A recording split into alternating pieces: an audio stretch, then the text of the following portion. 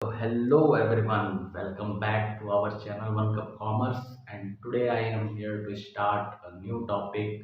What is economics and the types of economics? Okay, so you all are ready? Yes, sir.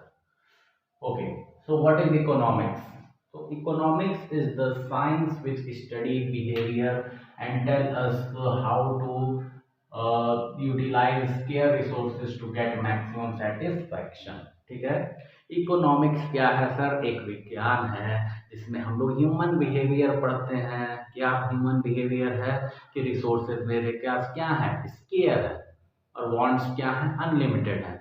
तो उन square resources का इतने बेहतर तरीके से ऑप्टिमल यूटिलाइजेशन हम करके हम मैक्सिमम सेटिस्फैक्शन कैसे पा सकते हैं, वही चीज़ हम किसमें पढ़ते हैं, इकोनॉमिक्स में पढ़ते हैं। और दूसरे टर्म में देखा जाए तो इसी को क्या बोलते हैं, मैनेजमेंट भी बोलते हैं। ठीक है, इकोनॉमिक्स पढ़ने से क्या होगा, डिसीजन टेकिंग पावर आपके अंदर आ जाएगा कि कोई भी सिचुएशन में आप डिसीजन ले सकते हैं। क्यों? क्योंकि दुनिया में डिसीजन लेना ही लेना है। क्यों? क्योंकि हमेशा हमारे पास रिसोर्सेज क्या होंगे, स्केयर होंगे।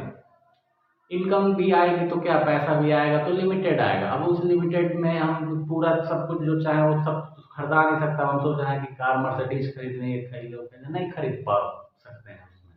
तो उस इनकम को हमको ऐसी जगह यूज करना पड़ेगा जिसमें हमको मैक्सिमम सेटिस्फैक्शन मिले। घर पे ही मान लीजिए इनकम आती है पापा की, तो इनकम आती है तो पहले ही सबसे पहले क्या डिसाइड किया जाता है कि बच्चे की स्कूल की फीस जानी है, घर का ग्रोसरी का सामान ले आना है, दूध वाले भैया को पैसा देना है, और क्या कहा जाता है, और भी जो भी ज़रूरत वाली चीज़ें हैं उसको सबसे पहले हम लोग प्रायोरिटीज़ देते हैं। ये थोड़ी कि भाई ये सब होता रहेगा, आओ चलो चल के खरीदा जाए नया गाड़ी शोरूम में, ऐसा करते हैं? नहीं करते हैं। ऐसा कर भी नहीं सकते हैं। क्यों? क्योंकि हमको प्रायोरिटीज देनी पड़ेगी और उस इनकम में हम सब चीज कंप्लीट नहीं कर पाएंगे। ठीक है, इसीलिए इंसान बोलता है कि ज्यादा कमाओ, लेकिन ज्यादा कमा के भी क्या करता है, और इच्छाएं बढ़ा लेता है, तो उसको कमाई कम लगने लगती है। और यही खेल पूरी दुनिया का है, और यही खेल बन गया इकोनॉमिक्स। मतलब कि पूरा इसी की वजह से क्या बन गया, इकोनॉमिक्स। मन अगर शांत हो जाए, ठीक है, तो पहाड़ों में जाके बस सकते हैं, और इकोनॉमिक्स फिर आपको पढ़ने की कोई भी जरूरत नहीं है। आइए, इकोनॉमिक्स हो गया। उसके बाद आइए types of economics. Types of economics में हम लोग बेसिकली दो तरह की चीजें देखेंगे। दो बेसिकली क्या मतलब, दो ही हैं ही इकोनॉमिक्स में। ठीक है, first is micro economics and second one is macro economics. First is micro economics and second one is macro economics. तो माइक्रो इकोनॉमिक्स, माइक्रो नाम से ही समझ में आ रहा है। माइक्रो, माइक्रो मीन्स क्या होता है, छोटा। तो अगर किसी भी इंडिविजुअल लेवल पे हम किसी भी चीज की स्टडी करते हैं तो वो कहाँ पे करते हैं, हम माइक्रो इकोनॉमिक्स में करते हैं। ठीक है, माइक्रो मीन्स छोटा। माइक्रो वर्ड डेवलप हुआ है एक ग्रीक वर्ड से जिसका नाम है मिक्रोस। Micro word developed from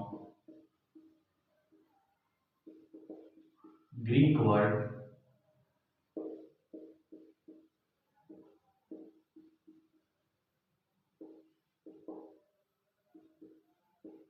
micros, which means small, छोटा। ठीक, और वही मैक्रो की बात करें, मैक्रो वर्ड जो है डेवलप हुआ है ग्रीक वर्ड से ही। Macro word developed from Greek word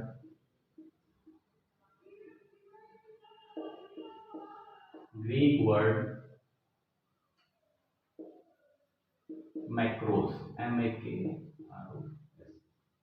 तो अब इसका मतलब क्या होता है, विच मीन्स लार्ज। ठीक है, मिक्रोज मतलब स्मॉल, मैक्रोज मतलब लार्ज। ठीक है, तो micro word is developed from Greek word मिक्रोज विच मीन्स स्मॉल, छोटे लेवल पे। जैसे अगर हम बात कर रहे हैं किसी इंडिविजुअल फर्म पे, इंडिविजुअल क्लास में, इंडिविजुअल पर्सन पे, तो वो हम कहाँ पे स्टडी करेंगे? माइक्रो इकोनॉमिक्स में। और वही इकोनॉमी एज होल की स्टडी करते हैं, एज होल। ठीक है, इकोनॉमी एज होल की स्टडी कहाँ पे करते हैं? मैक्रो इकोनॉमिक्स में। ठीक है, अगर वही हम बोल दें कि मतलब कई फर्म, जैसे अब मान लीजिए हम गाड़ी ऑटोमोबाइल्स का एक, अगर कंपनी के एक फर्म की बात कर रहे हैं तो वो कहाँ करेंगे? माइक्रो में। और सारे ऑटोमोबाइल्स फर्म की अगर हम बात करें तो वो कहाँ करेंगे? मैक्रो इकोनॉमिक्स में। ठीक है, जैसे कि मान लीजिए एक जंगल है। ठीक है, अब जंगल में खूब सारे पेड़ लगे हुए हैं। ठीक है, खूब सारे पेड़ हैं। तो अगर हम एक पर्टिकुलर ट्री की स्टडी यहाँ पे करें, एक पर्टिकुलर पेड़ की स्टडी करें, तो वो हम कहाँ करते हैं? माइक्रो इकोनॉमिक्स में। पूरा का पूरा जंगल की स्टडी करें तो वो कहाँ करते हैं? मैक्रो इकोनॉमिक्स में। सो अब आपको थोड़ा थोड़ा दिमाग में आ रहा होगा कि क्या टाइप्स हैं, मतलब क्या डिफरेंसेस हैं माइक्रो एंड मैक्रो इकोनॉमिक्स में। ठीक है, तो सबसे फर्स्ट डिफरेंस यहाँ पे देखिए लिखा हुआ है, it studies all the facts eight individual level. एक, ठीक है, एक फर्म की बात हो रही है। ठीक है, it studies all the fact aggregate level. Aggregate मतलब कि इकोनॉमी एज होल, मतलब कि सारी फर्म की अगर बात हम कर रहे हैं। ठीक है, तो aggregate level. The main tools are individual demand and individual supply. यहाँ पे हम किसकी बात करते हैं? क्या उनसे टूल है? इंडिविजुअल डिमांड और इंडिविजुअल सप्लाई। जैसे अगर हम जा रहे हैं मार्केट में, कुछ प्रोडक्ट्स की डिमांड कर रहे हैं तो हम इंडिविजुअल हैं, हम गए तो डिमांड किए। अब उससे हम पूरा मार्केट की डिमांड पता नहीं कर सकते हैं, अभी आगे हम पढ़ेंगे ये चीज़। ठीक है, तो इसको हम लोग क्या बोलेंगे? Demand and supply. Individual demand, individual supply, मतलब कि एक लोग की इंडिविजुअल डिमांड और इंडिविजुअल सप्लाई। और उसके बाद से अगर इसकी बात करें तो the main tools are aggregate demand and aggregate supply. यहाँ पे वर्ड क्या जुड़ गया? एग्रीगेट, मतलब कि मार्केट, पूरा इकोनॉमी एज होल की कितनी डिमांड है या कितनी सप्लाई है इकोनॉमी में। ठीक है, तो उसकी स्टडी हम कहाँ करने वाले हैं? मैक्रो इकोनॉमिक्स में। Okay, third point is microeconomics is also known as, microeconomics को हम लोग और क्या कहते हैं? Price theory.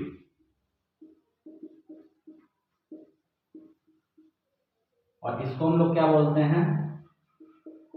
Income theory.